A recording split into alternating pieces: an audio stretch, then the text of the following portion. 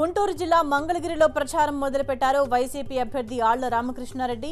5 ఏళ్ల పాటు ఎంపీగా ఉన్న గల్లా జయదేవ్ నియోజకవర్గానికి ఏమీ చేయలేకపోయారని విమర్శించారు. నారా లోకేష్ స్థానికుడు కాదన్నారు. పొన్నూరులో వైసీపీ నేతలు సొంత పార్టీ ఆఫీసుపైనే దాడికి దిగారు.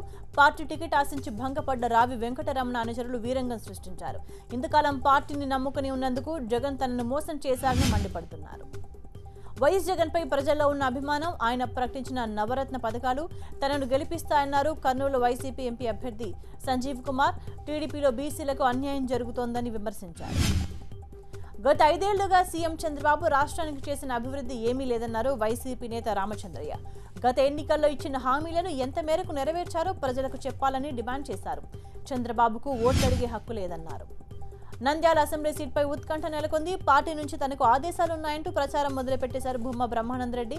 మరోవైపు ఎస్పీవై రెడ్డి అల్లుడు శ్రీధర్ రెడ్డి నామినేషన్కు రెడీ అవుతున్నారు. సొంతంగా పార్టీ పెట్టాలని ఉన్న జనసేన ఆలోచన విధానం నచ్చి ఆ పార్టీలో చేరానన్నారు సిబిఐ మాజీ జేడీ లక్ష్మీనారాయణ. ప్రజాసేవలో పాల్గొనడానికి రాజకీయాల్లోకి వచ్చానని, అంతరాత్మ ప్రకారమే రాజకీయాల్లో కొనసాగుతానన్నారు. మాజీ ఎంపీ హర్షకుమార్ సైకిల్ ఎక్కారు. కాకినాడలో జరిగిన సభలో సీఎం చంద్రబాబు సమక్షంలో టీడీపీలో చేరారు. ఇప్పటికే ఎమ్మెల్యే అభ్యర్థులను ప్రకటించిన టీడీపీ ఎంపీ అభ్యర్థులను ప్రకటించాల్సి ఉంది. కర్నూలు జిల్లా కొడుమూరులో బీజేపీ కార్యకర్తలు భారీ ర్యాలీ నిర్వహించారు. ఈ ర్యాలీలో కర్నూలు బీజేపీ పార్లమెంట్ అభ్యర్థి పార్థసారథి పాల్గొన్నారు. టీడీపీ, వైసీపీలు సాధ్యం కాని హామీలను ఇచ్చి ప్రజలను మోసం చేస్తున్నారని మండిపడ్డారు. అనంతపురం జిల్లా పుట్టపర్తిలో టీడీపీ, వైసీపీ పోటాపోటీగా ప్రచారం నిర్వహిస్తున్నాయి. నల్లమాడలో టీడీపీ అభ్యర్థి పల్లె రఘునాథ్ రెడ్డి పార్టీ కార్యాలయాన్ని ప్రారంభించారు. అనంతరం గ్రామంలో ఎన్నికల ప్రచారం నిర్వహించారు.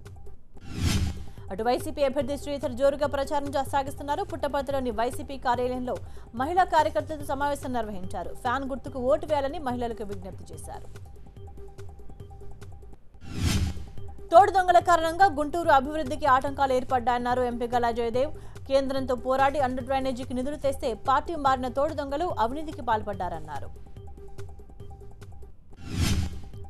నెల్లూరు జిల్లా వెంకటగిరిలో వైసీపీ విస్తృతంగా ప్రచారం నిర్వహిస్తోంది. నియోజకవర్గ వైసీపీ సమన్వయకర్త ఆనం రామనారాయణ రెడ్డి వెంకటగిరి రాజాలను కలుసుకున్నారు. వైసీపీ అభ్యర్థిగా తనకు మద్దతు ఇవ్వాలని విజ్ఞప్తి చేశారు. తూర్పుగోదావరి జిల్లాలో వైసీపీకి రెబల్స్ బెడద పట్టుకుంది. రంపచోడవరం టికెట్ ఆశించిన కోడి సుజాత పార్టీపై ఆగ్రహం వ్యక్తం చేస్తున్నారు. నియోజకవర్గంలో గిరిజనేతరులకు టికెట్ ఎలా ఇస్తారని మండిపడుతున్నారు.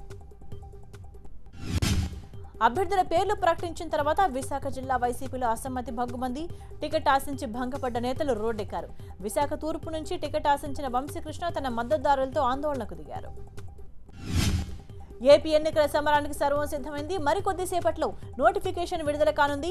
అటు ఏపీలోనూ నోటిఫికేషన్ జారీ చేయడానికి రాష్ట్ర ఎన్నికల ప్రధాన అధికారి గోపాలకృష్ణ ద్వివేది సిద్ధమయ్యారు. ఎన్నికల నియమావళిని ఉల్లంఘించిన వారిపై చర్యలు తీసుకుంటామన్నారు రాష్ట్ర ఎన్నికల ప్రధాన అధికారి ద్వివేది. ఇప్పటికే రాష్ట్ర వ్యాప్తంగా 35 కోట్ల నగదు, మరో 7 కోట్ల విలువైన మద్యాన్ని సీజ్ చేశారు.